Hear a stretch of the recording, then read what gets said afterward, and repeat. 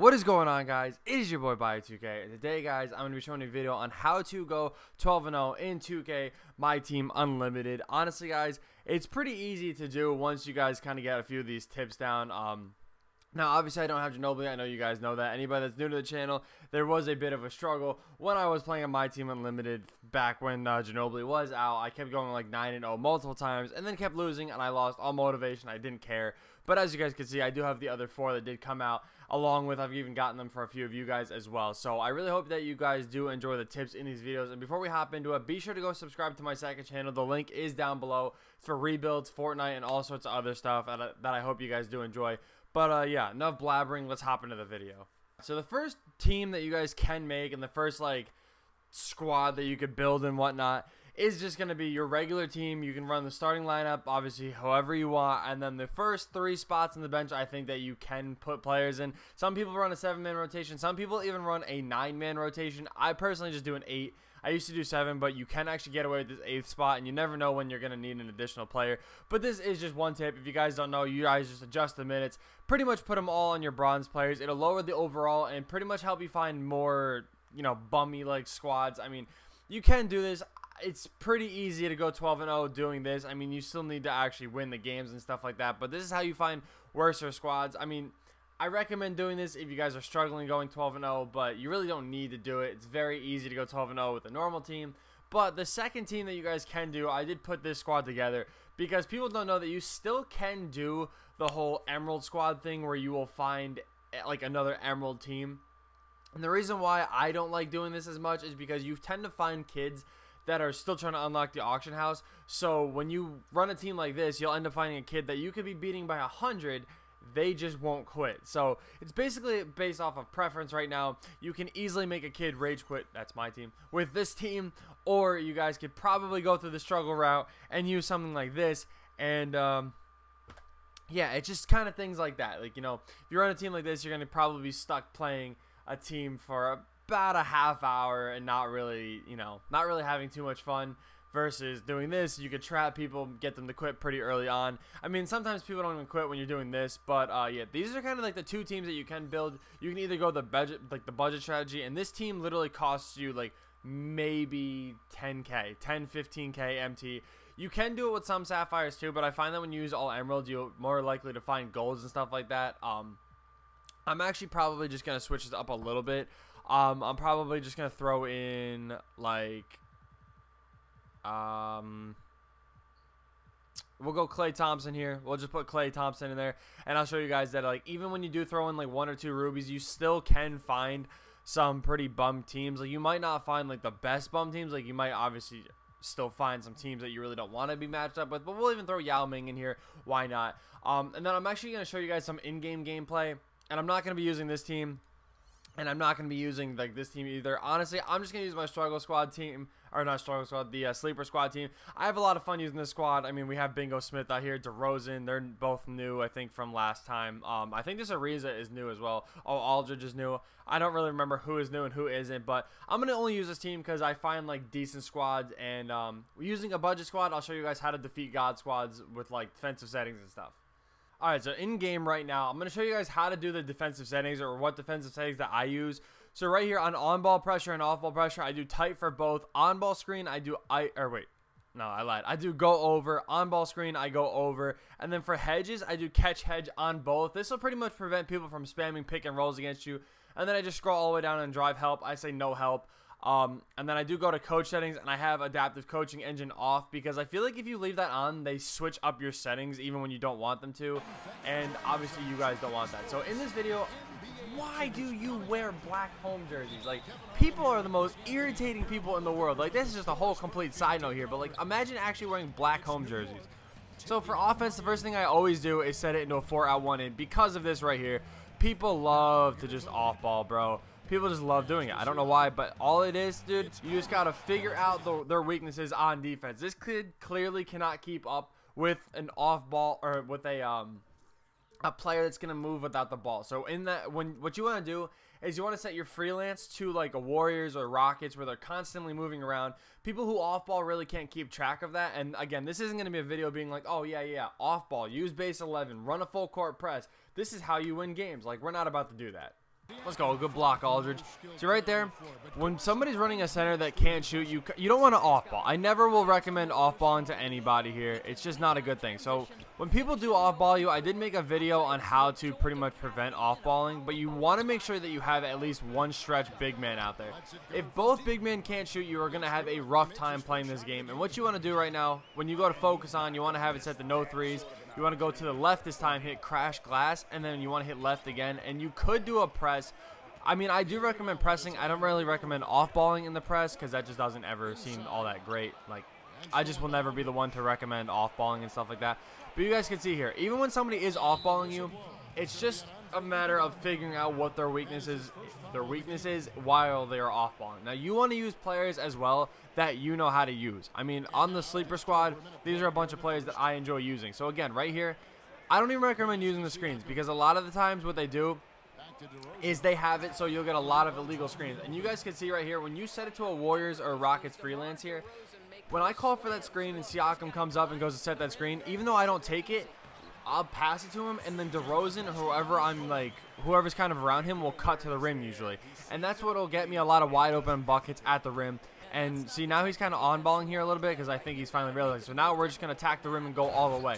One big thing about going 12-0 is you need to find out your opponent's weakness right away. You can do it the annoying way here. I will obviously show you guys. When you go into a press, once you realize that somebody knows how to break a press, don't press anymore. They'll get a lot of open, easy buckets at the rim, and that's just never good. You never want to do that. So another good thing on defense that I do recommend that you guys do is you guys see when they pass the ball around, if you get somebody that passes and tries to like drive in instantly a lot, like that's just a good play right there. Nothing I could do about that.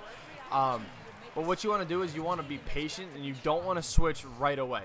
Like I said, I don't recommend off-balling at all, but you want to be patient. So again, right here, he's going to off-ball with Blake. We're going to give this right to Wiggins. And I guarantee you, yeah, we're going to get a wide open three out of this. We might miss that, but you know what? We cash it home. Aldridge was there for that rebound anyway. And this is where pressing really can affect somebody. So he's going to go right there. And I mean, Oladipo can clamp that up all the way. And even if he doesn't really clamp that up and he blows by, he's probably going to take a contested three that he doesn't really want to take. Kind of like that. And you guys can see, like right here, just be smart in the breaks. Don't take any bad pull-up threes. Attack the rim. If your threes aren't falling, don't spam them. That is the worst thing you can possibly do. He'll get a wide open like, dunk right here, but that's what I'm saying. So this kid clearly knows how to break a press. I'm going to get out of it. One thing that you guys definitely, I know, are going to have some questions with here is going to be stopping a base 11 cheeser, and I'm glad that this guy has Hidu. So right here is what you want to do. I personally recommend just double teaming them. It is the best way to stop base 11 because when somebody just spams those base 11s, there's not really much that you could do about it just because the release on those cards are just super overpowered and there's not much you could do. So right here, we're just going to do this, have Wiggins backdoor cut, and that's basically how you stop off-balling. Backdoor cuts, running plays, pretty much just outsmarting your opponent. And like I said, we're going to get out of this zone. He clearly knows how to stop it. And right here, we're going to fake a double team or two. And I mean, like, look, it's literally that simple. So that may be going back to him, but getting the ball out of a base 11 player's hands is probably the best case scenario for you. I really hope these tips do help you guys. I mean, I do have a lot more to share with you guys. Like, I'm going to be making a defensive settings video on why those are the settings that I do, just to basically help you guys more. But right here, we're not even going to take that shot because I know he's going to guard that. So we're going to take the easy pull-up. Siakam right there for that rebound. And then I will show you guys, too, when people do off-ball, one of my favorite things to do is post up. That was just a terrible pass on me. But again, just be smart. Clearly, that kid wasn't passing out. I probably should have pushed up a little bit on T-Mac, but I'll show you guys one more time here. We are going to just post up with Aldridge, and even if it doesn't work, because, like, hey, sometimes off-balling just is better. I mean, that's just how it is. Sometimes in 2K, it just works. Just take advantage of it, bro. People that off-ball don't know how to play on-ball, and just take advantage of that. You guys can see he was, like, zigzagging all over the place, trying to find out where to go. That's not even a foul, but okay, 2K. Come on, Wiggins, let's go, baby. Good green light on that three-point line. And like I said, a big thing, you want to use a team that you know how to use. If you're not down to use this whole budget strategy thing, like, even if you are, just make sure that those players that you're using have really nice releases that you enjoy using. I'm not going to be out here using Giannis. I'm not going to be out here using LeBron because, like, I mean, LeBron has a nice release, but those aren't releases that I enjoy using. Be patient on offense. You're going to get rewarded with a lot of wide open shots, whether it's threes, mid-ranges, and don't be stupid, please. I'm saying this to you guys now. Don't be dumb. Don't just force up threes because you think that they're open. For instance, the DeRozan play that I missed that wide open mid-range, yeah, like, should I have made that? Probably, but if I took that three, it would have been even worse. I would have almost definitely missed. So, work the ball around, and a really good tip as well, throw Dimer on as many of your players as you can, because if you have Dimer on all these different players, it's going to help you make a lot more shots. Like right now, I have a 10-point lead, and I'm not even playing this game. I'm more focused on trying to talk to you guys right here. So, look, we'll defend up T-Mac real quick, right? That T-Mac, he'll probably shoot this, right? Okay. Does nobody want to move? Like, I'm trying to make a video here, pal. I'm trying to make a video on how to stop people, and everybody's just standing around. So right there, I tried to switch to Aldridge. Apparently, he just wasn't feeling it. But right here, he wants to off-ball. Cool. We're going to get that ball right down to Depot. Okay. I really wanted to shoot that, but okay. Look, again, just take advantage of whatever off-ball you can. We're just apparently being really dumb right here. But again, base 11. Perfect defense from Wiggins. Like, that's all you want to do. You just don't jump. If somebody's zigzagging back and forth, that's the one time I will recommend that you off-ball. Don't ever jump, because if somebody zigzags to the right, you think they're going to shoot that, so you jump. They're just going to zigzag back to the left, get wide open, and hit that three. And you never want that to happen, because that's how people climb back in games. So right here, we're going to fake like a little on and off here, but we're right there. Perfect defense, good rebound from Depot. And we're just going to push this up a little bit. And like I said, be patient on breaks. People never defend what you think they're going to defend. So just be patient, take wide open looks, have Dimer on a lot of players. And again, you guys see in the defensive settings, it pretty much helps so when people are spamming plays too, that your players aren't completely dumb. And yeah, it does really help out. So I hope you guys did enjoy these tips. I'm probably just going to end up winning this game with ease. I'll keep the recording on just in case anything fun happens. Like, you know, you never know. But it's just as simple as playing really good defense. And if you really do need feel the need to off-ball, like right here, if I'm not good at defending, I mean, yeah, you might as well do it a couple possessions out of a game, but I don't recommend doing it all game because it doesn't make you nice, bro. I would just recommend getting better. The better you get it on balling, the better like it'll be in the game and the more fun that you'll have. So, yeah. Right there is a perfect example of what I mean by just be patient. I could have taken that wide open mid-range with Derrick Rose, but honestly, like a leaning shot is less likely to go in, especially in 2K. This dude's like offensive strategy is clearly just to run baseline and just try to get those easy dunks. So I'm gonna eventually catch on to that. I mean, you think I would have by now anyway, but it is what it is. So right here, he's off balling on Derrick Rose. We're just gonna take that right down to Wilt, pump fake that, get him up in the air. He didn't jump, but we get an easy layup at the rim. That's what I'm saying. Just be patient on offense. Like, I can't really stress that enough. Like, when you play frustrated, take a timeout. And one thing I do recommend again, if you're 7-0, 8-0, 9-0, and you're like, oh, I'm so close, bro, I just want to get this done, but you're feeling tired, just don't play the game. Trust me. It's a lot better to just take your time and then not even bother playing it. Like, it really is. We're just going to go right around them again, but this is what I'm saying. People that play off-ball do not know how to play on-ball. So if they try to think that they're going to, like, if they switch on, they're like, yo, bro, I'm nice on the sticks, for real. I'm going to clamp you down. No, they're not. And one thing I do recommend, too, baiting the shit out of people is so much fun to do. Like, it really is. Why? That wasn't even a foul. Like, I clicked square when I thought he was gonna pass, and then that was it. Like, I put the stick up, but whatever, man. And again, don't jump, don't spam square, and literally just play hands-up defense. You'll get a lot more stops than you realize that you will. Somebody actually did ask me too in one of my streams if I think that defensive stopper is a good badge to throw on everybody. You can. It's not like what Dimer is. Like, defensive stopper is nice, but I think it has to be, you have to be defending that player.